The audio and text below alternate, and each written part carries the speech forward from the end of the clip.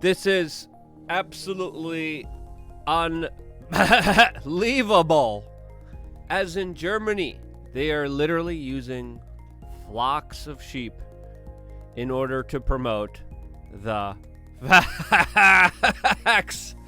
Yep, the symbolism couldn't get more obvious. The dad jokes won't be stopping anytime soon. I can't help myself. And you can't say that the elites don't have a sense of humor anymore, because the level of trolling is just absolutely out of this world. Welcome back, beautiful and amazing human beings. This is Luke Radowski here of wearechange.org. We got a lot of important news to get into, especially surrounding this latest Newsweek article that actually makes an important point about history and the end of sicknesses, bringing forth the possibility for civil unrest. This, as the language of the state, is becoming extremely sensationalistic and hyperbolic, especially on today's date, as governments around the world are only becoming more intrusive and tyrannical by the day. We're going to be talking about that, plus a lot more, but today I had a lot of introduction videos that I was going to play, but this CBS video definitely took the cake. There's also this epic Aaron Rodgers response to someone criticizing him, and an incredible video out of Australia showing people standing up for a small business. And if you're interested in seeing any of those videos, just a heads up, I tweeted it on my public profile at LukeWeAreChange. Now, very interesting lately, in a very concise message, almost speaking in unison, a lot of the corporate media figures have been saying that, quote, "There's no such thing as mass formation psychosis," a term coined by Dr. Malone, highlighting this important observation, which the corporate media in unison denies, which actually kind of proves this theory in the first place. As of course, I think it is fair to argue that a lot of the corporate media has absolutely been hyper-focusing on emotional, divisive issues which are irrelevant to a lot of people's lives, as by and large, I think it's fair to say that the corporate media's job is to keep you unaware of what's really going on, as of course, culturally, people are told to worship celebrities, especially people who fake genuine emotions. Some people call them actors, as we're finding out today from a recent study that cognitive performance is slightly reduced amongst people who worship the vanity and obsess about celebrities who are not in their life. And if that's not enough to fill the empty void of your existence created by societal failures, well, don't worry. We're soon going to have a metaverse where you could create your own reality, as Walmart just literally released this creepy dystopian video of how they envision shopping looking in the future, a virtual reality metaverse hellscape controlled by a few billionaires that, of course, will most likely take away your ability to shop if you commit wrongthink or if your social credit score is not high enough. That's where the future is heading, as many people try to get you to forget that a lot of people creating this great reset, this metaverse, build back better society, this technocratic future, are also connected with some of the most sinister, disgusting human beings on the face of this earth. As, of course, the World Economic Forum's technology pioneer is, of course, the sister of Ghislaine Maxwell, who actually might be getting a new trial, as there are some latest accusations about a jury member which could have tampered with the case. Will there be a mistrial? Well, we're going to see. And domestically here in the United States, as a lot of people's worries and concerns and the destruction of their economic future and social life are being eviscerated away in the larger context and schemes of celebrity gossip, in Kazakhstan, the people are taking their faith in their own hands, as it looks like right now there's a full-scale revolution happening in that country, as demonstrators have hit the streets. Armed forces have opened fire. Police officers are being kidnapped, as of course the situation there is getting fully out of hand. So yeah, a lot of interesting things are happening in this world. There's even more interesting things happening that of course we can't talk about on this platform,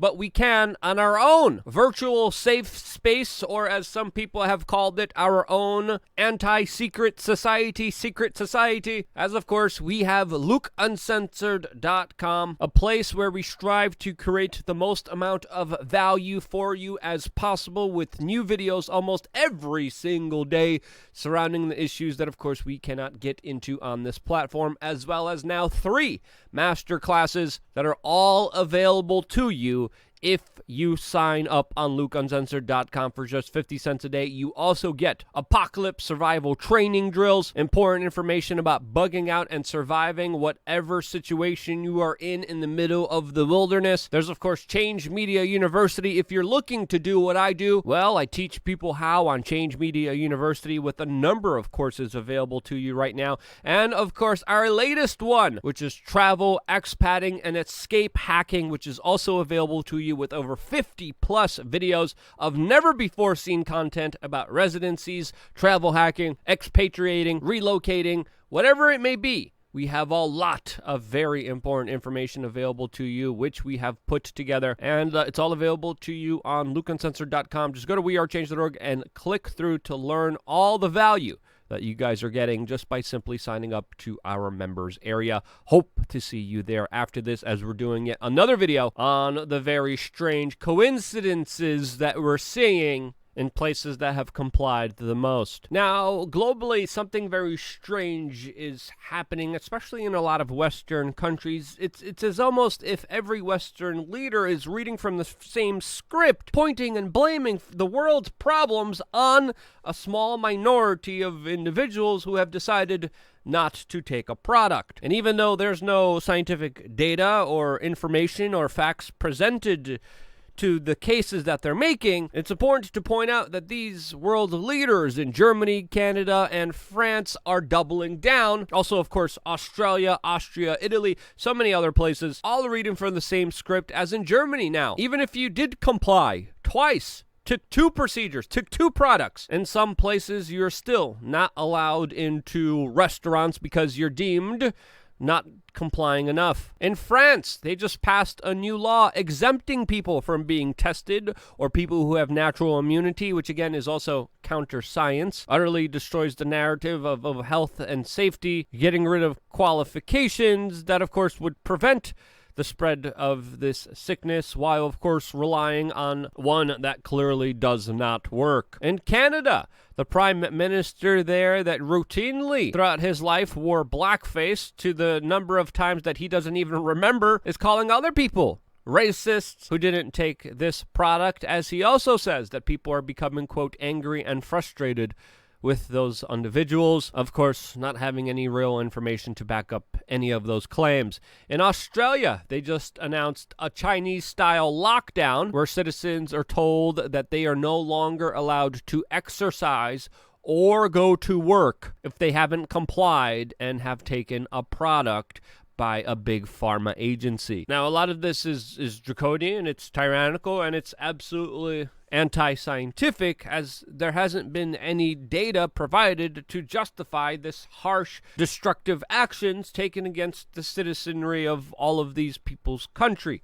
What we do see a lot of is, of course, a lot of hypocritical actions by a lot of politicians, especially here in the United States, who call for similar measures to be implemented here, while, of course, not following them themselves. And whether it's AOC, Nancy Pelosi, or now Eric Swalwell, it's important to note here that people calling for more restrictions are some of the ones that, of course, are not following the restrictions themselves, which could lead us towards a situation which might not be a good one, as Newsweek details how history tells a story that there's usually a lot of civil unrest after, of course, global sicknesses, explaining that firstly, and again, this is not me saying it, this is Newsweek talking to professors of political science, specifically stating that people push back against the government trying to take things away from them in the name of fighting the sickness. Secondly, they state that global sicknesses impact people's mortality and economic welfare, which, quote, worsens inequality. And third, they talk about a psychological shock that leads, quote, many people to believe